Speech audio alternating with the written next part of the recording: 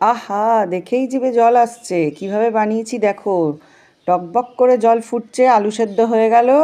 আলু শাকে প্রথমে গ্রেট করে নিয়ে তার মধ্যে কাঁচা লঙ্কা আর আদা কুচি দিয়ে দিলাম। তারপরে দেওয়া হলো নুন। নুনটা তো সবেতে পরিমাণ মতো দিতেই হবে।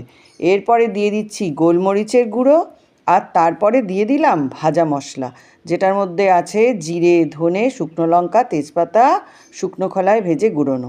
এরপরে দিয়ে দিচ্ছি 2 চামচ কর্নফ্লাওয়ার, আর তারপরে দেব সেটা হচ্ছে 1 চামচ চালের গুঁড়ো।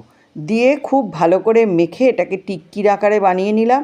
এদিকে ওভারনাইট ডাল ভিজিয়ে সেটাকে সেদ্ধ করে নিয়েছি। নিয়ে এরপরে কড়ায় তেলের মধ্যে দিয়ে দিলাম হিং ফোড়ন, তারপরে দিয়ে দিলাম গোটা জিরে, আর তার মধ্যে দিয়ে দেব শুকনো লঙ্কা দুটো ফাটিয়ে, আর দিয়ে দেব তেজপাতা। ব্যাস, আমার ফোড়ন যেই রেডি হয়ে যাবে তখন আমি এর মধ্যে দিয়ে দেব ওই যে সেদ্ধ করা ডালটা, ঘুগনির ডালটা দিয়ে দিলাম ফোড়নের ভেতর। একদম এটাকে শুধু ফুটতে দেব, আর এর মধ্যে শুধু দিয়ে দেবো একটুখানি নুন। ব্যাস, ভালো করে ফুটে গেলেই ঘুগনির ডাল এটা একদম রেডি। এতে না আদা না কাঁচা লঙ্কা কিচ্ছু দিতে লাগবে না। এরপরে দেখো, প্যান বসিয়ে দিয়েছি, একটুখানি হোয়াইট অয়েল ব্রাশ করা। তারপরে প্রত্যেকটা টিক্কিকে পর পর প্যানের ওপর বসিয়ে গেছি, আর একদম গ্যাসের ফ্লেমটা কমিয়ে দিয়েছি।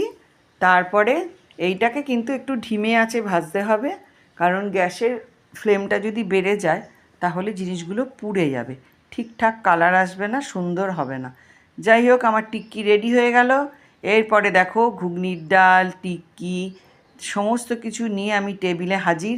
এখানে পেঁয়াজ কুচি, শসা কুচি, কাঁচা লঙ্কা কুচি, টমেটো কুচি, এখানে ধনেপাতার চাটনি, আর এখানে তেঁতুলের চাটনি, সব রেডি। এবারে আমি খাবো। কীভাবে আমি খাবারটা রেডি করি তোমরা দেখো। প্রথমেই বাটির মধ্যে নিয়ে নিচ্ছি টিক্কি। এবার যে যটা পরিমাণে খাবে সে তটা পরিমাণে নেবে। তো যাই হোক, আমি 4টে নিলাম। এবার এর মধ্যে আমি দিয়ে দেব ওই যে ঘুগনির ডালটা।